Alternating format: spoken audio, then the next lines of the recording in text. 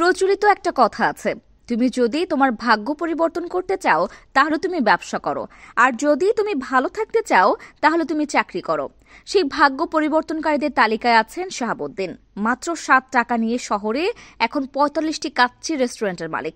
সময়টা 2001 সাল। বাবার দেওয়া 7 টাকা নিয়ে বরিশাল থেকে চট্টগ্রাম এসেছিলেন কাজের সন্ধানে শাহাবুদ্দিন।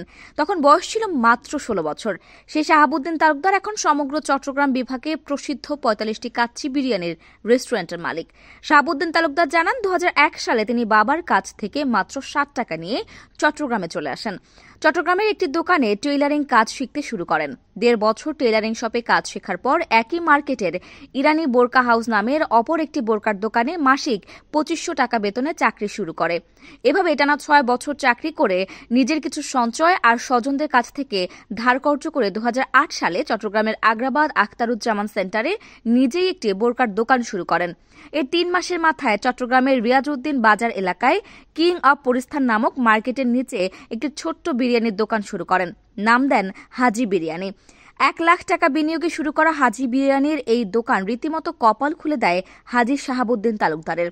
স্বাদের ভিন্নতা ও খাবারের বৈচিত্র্যতায় শাহাবুদ্দিনের বিরিয়ানির চাহিদা ক্রমশই বৃদ্ধি পেতে থাকে। এরপর আর পেছনে ফিরে তাকাতে হয়নি তাকে। বছর বছর প্রসিদ্ধ আর সমৃদ্ধ হতে থাকে হাজি শাহাবুদ্দিনের বিরিয়ানির ব্যবসা।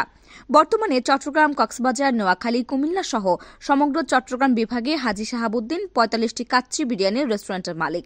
এছাড়া বাদাম শরবত, বোরহানি, ফিরনি, জর্দা সহ নানা পদের খাবার রয়েছে রেস্টুরেন্টে। তার রেস্টুরেন্টগুলোতে দৈনিক 200 থেকে 300 ডেক পর্যন্ত বিরিয়ানি তৈরি ও বিক্রি হয়।